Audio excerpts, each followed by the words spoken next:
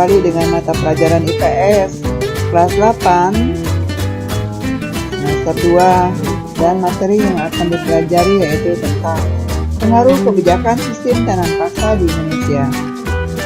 Selamat menyimak dan salam semangat.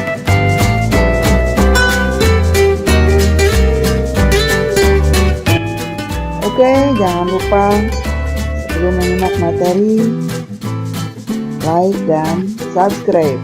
Terima kasih.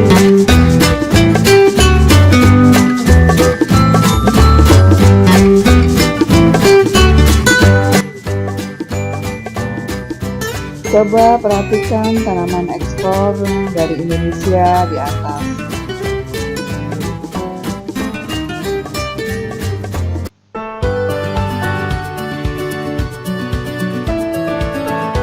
Masa penjajahan abad 19, tanaman tersebut merupakan komoditas utama ekspor Indonesia.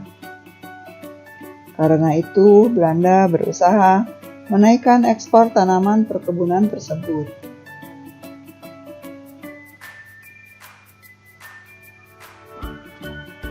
Apalagi ketika awal abad ke-20, Belanda menghadapi perang di Eropa yang menyebabkan kerugian keuangan yang sangat besar.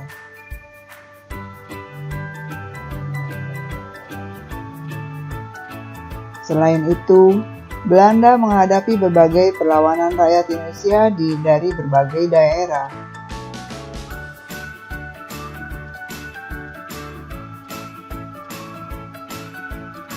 Peningkatan ekspor merupakan salah satu cara Belanda untuk menutupi kerugian. Merupakan pilihan Belanda juga untuk mempercepat penambahan kunci-kunci keuangan negara.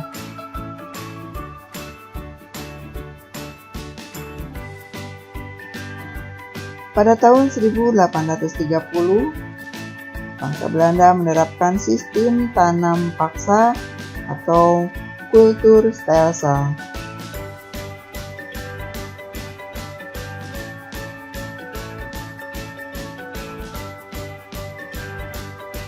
Ini diberlakukan karena Belanda menghadapi kesulitan keuangan akibat Perang Jawa atau Perang Diponegoro pada tahun 1825 sampai 1830 dan Perang Belgia tahun 1830 sampai 1831.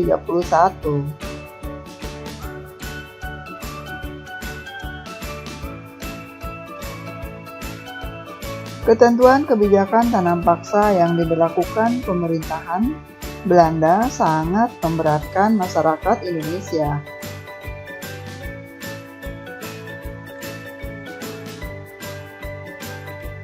Apalagi pelaksanaannya penuh dengan penyelewengan sehingga semakin menambah penderitaan rakyat Indonesia. Banyak ketentuan yang dilanggar atau diselewengkan baik oleh pegawai Belanda maupun pribumi.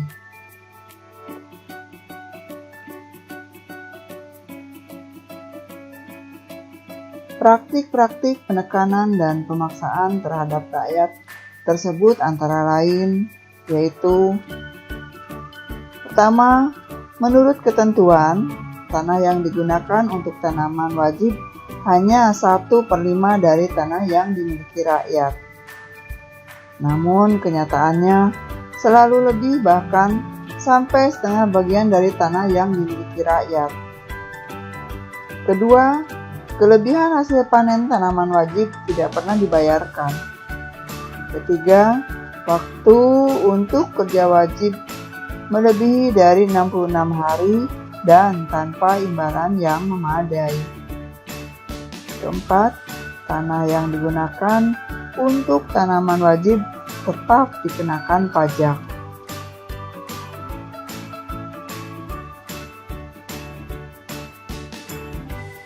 Penderitaan rakyat Indonesia akibat kebijakan tanam paksa ini dapat dilihat dari jumlah angka kematian rakyat Indonesia yang akibat kelaparan dan penyakit kekurangan gizi.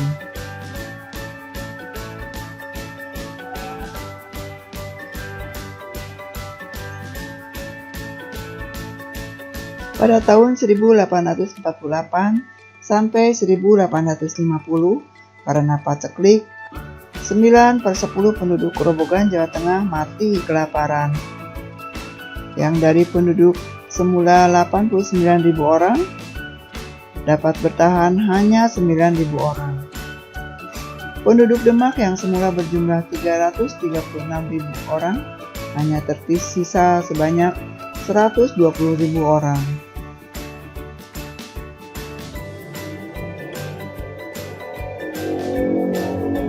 Data ini belum termasuk data penduduk di daerah lain, yang menunjukkan betapa mengerikannya masa penjajahan saat itu. Tentu saja tingginya kematian tersebut bukan semata-mata disebabkan oleh sistem tanam paksa.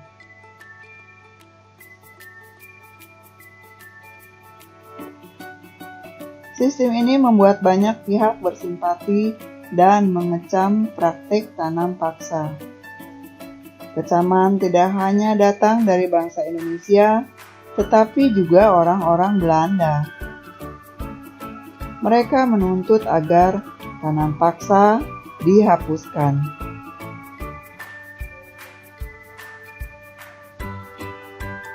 Kecaman dari berbagai pihak tersebut membuahkan hasil dengan dihapus sistem tanam paksa pada tahun 1870.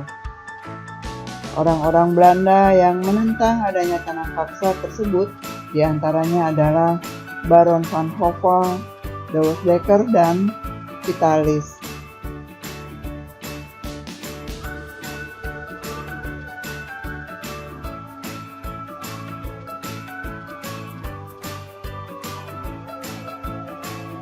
Pada tahun 1870 keluar Undang-Undang Agraria yang mengatur tentang prinsip-prinsip politik tanah di negeri jajahan, yang menegaskan bahwa pihak swasta dapat menyewa tanah, baik tanah pemerintah maupun tanah penduduk.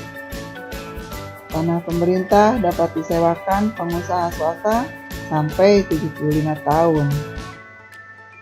Tanah penduduk dapat disewa selama 5 tahun. Dan ada juga yang disewa sampai 30 tahun.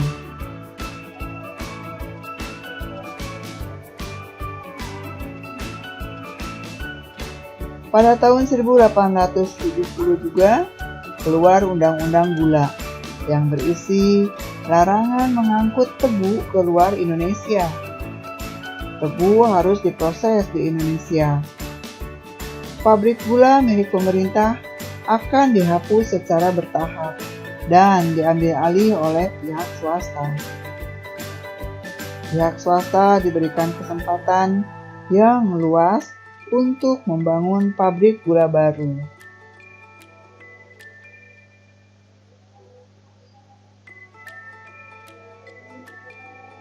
Menurut Undang-Undang Gula, perusahaan-perusahaan swasta mulai berinvestasi di Hindia Belanda di bidang perkebunan.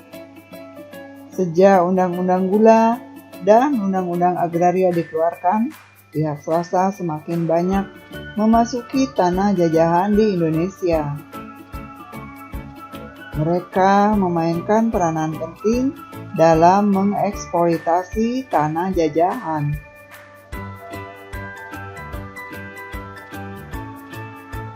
Tanah jajahan di Indonesia berfungsi sebagai tempat untuk mendapatkan bahan mentah untuk kepentingan industri di Eropa dan tempat penanaman modal asing, tempat pemasaran barang-barang hasil industri dari Eropa, serta penyedia tenaga kerja yang murah. Oke, selesai sudah dari yang dipelajari. Semoga bermanfaat. Jangan lupa like dan subscribe. Terima kasih. Assalamualaikum warahmatullahi wabarakatuh.